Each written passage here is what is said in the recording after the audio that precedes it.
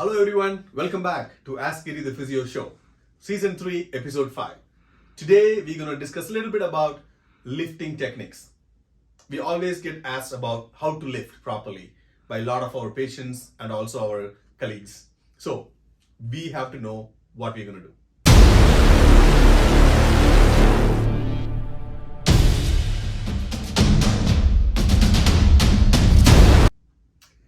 What you have heard so far about lifting from your healthcare practitioners or from your doctors or from your physiotherapist, is it all true? What is evidence saying? Let's look into that very briefly and quickly. The facts. It is proven that yes, frequent lifting from the ground, doesn't matter what kind of lifting it is, it's going to be causing some kind of a risk for your lower back pain. That is proven fact. I'm not denying that at all. And using a lot of lumbar flexion to bend and take, like a stoop lifting like this, if you bend and lift like that, it's going to cause increased risk for low back pain? No, that's not the truth. Okay, so if you bend and lift something, it's going to increase your risk of low back pain. That's what we thought, but research is saying it's not a bigger risk than anything else. Squat lift. So the types of lift is usually squat lift, stoop lift, and also semi-squat lift, which a lot of people may not use it much. So we're going to mainly talk about squat lift and stoop lift, right? Squat lift, you see the picture there. I know you kind of go down. It's always been taught to everybody at the workplace or ergonomics and everything. You have to go approach the object closely, squat down all the way, use your legs, keep your spine erect, and then lift the object, keep it close to your body, and then bring it up. So that's what we've been taught, and that's what I was teaching to my patients, maybe even until like 5 years ago. Right? When we do work conditioning, when we treat WCB patients, or when we do work conditioning for even a motor vehicle accident patient or anybody who wants to return to work, and also people who want to lift in the gym, people are doing squat lifting and everything also. So we are teaching that so far. So what is the important thing we need to know about it is squat lifting, can cause significant lower back flexion. Even when you're trying to keep your trunk like really stiff, like and straight, and then try to squat, go down, there is some amount of lumbar flexion in your lower back always happens. We cannot prevent the lumbar flexion while you're doing the squat lifting. That's one of the fact and one of the research finding. The second one is a lot of interventions like education and ergonomics. We are teaching the patients about squat lifting quite a bit. The research shows that it does not reduce the issue of back pain or the risk for the back pain. I'm sorry to say that that's what the research says. And there's a lot of studies about that in Journal of Orthopedic Physical Therapy, Sport Physical Therapy, and Rehabilitation Medicine as a proof for that findings. Every statement here is from a research article. And also, this squat lift is really good for people who has back pain, which gets aggravated by forward bending. Because some back pain can get aggravated by just bending forward. Some people extension will have more pain. Some people rotation will have more pain. So the people who have pain with forward bending, so that they can keep the spine a little bit erect when they do this kind of lift. So squat lift can be helpful for this population. So next we'll talk about the stoop lift, and this had a bad rap, right? You cannot bend your spine and then lift it up. It's going to hurt your spine. It's going to prolapse your disc. It's going to cause a lot of issues because lumbar flexion is an enemy for your spine. No, not at all. Our spine is such a strong structure. It's not a fragile glass door. It is designed to move in all directions, including flexion, right? There is nothing wrong in bending forward and lifting. So what happens is somebody who has back pain and somebody's been educated in a wrong way that you cannot bend forward, it's going to cause so much trouble. You know how much flexion they avoid? I see patients with chronic pain, I'll ask them to bend forward. They no, I can't bend. They get panic and they get very anxious about bending forward. They totally avoid that movement. There's so much fear in their mind. We don't have to do that. There's nothing wrong in bending forward and picking up something. Your spine is created for that. Yes, there are some conditions which that movement repetitively, if you do it, it can be contraindicated that your physiotherapist will tell you, but not for all. So stoop lift, you see what the stoop lift is. Now, even though it causes more lumbar flexion, it does not mean it causes heavier loads to the spine. Right? That's something you have to understand. Like flexion causes more load, your disc is going to bulge more and all those things. So the research is saying it does not cause heavier loads to the spine.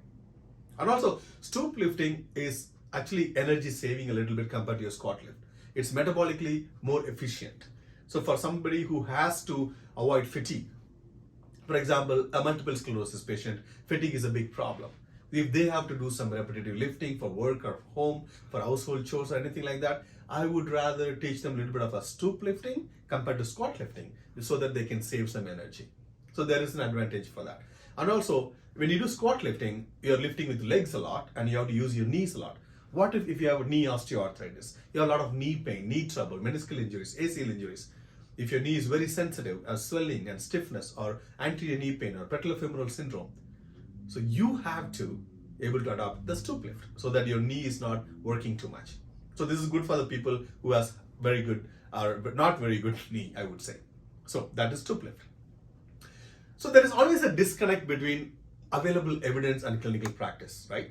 As I told you before, even before up to 5 years, I was teaching the patient, oh, you have to do only the squat lift. You cannot do stoop lift. And I was telling them evidence. But now evidence is not changing. Are we updating ourselves as a physiotherapist for changing evidence so that we can change the way we communicate to our patients differently? Or are we going to tell the patient you cannot bend forward to lift? You know, the research says 75% of physiotherapists in the world, they think still that squat lift is the right way to do the lift, not the stoop lift. So that's the whole point of this presentation, to educate the physiotherapists and the public that you have available lifts, squat lift, stoop lift, and semi-squat lifts. There are advantages and disadvantages for each of them. You choose what is best for you based on your abilities and disabilities and what's good for you. There's no bad lift and there is no good lift. Each has its own advantages and disadvantages. And that's the whole point of this presentation here. So what are the short-term and long-term goals if somebody has pain? Let's say somebody has back pain and they want to lift for work. So first of all, short-term goal should be you change the lifting patterns to avoid pain. If somebody has pain with forward bending too much, I'm not going to teach them stoop lifting. I will teach them squat lifting provided they do not have knee problems. And once the pain goes down, once the fear of pain goes down, or once the real pain goes down, the movement kind of improves, then I'm going to long-term goal is progressive loading.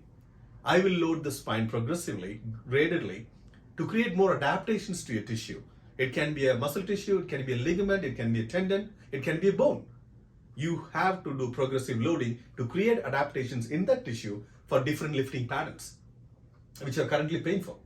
Then patient has more options. They can lift anywhere they want. They don't have to have that fear in their mind that, oh my God, I cannot bend forward because I had a disc prolapse 2 years ago. I'm not bending forward from then on. I'm not going to bend forward, right?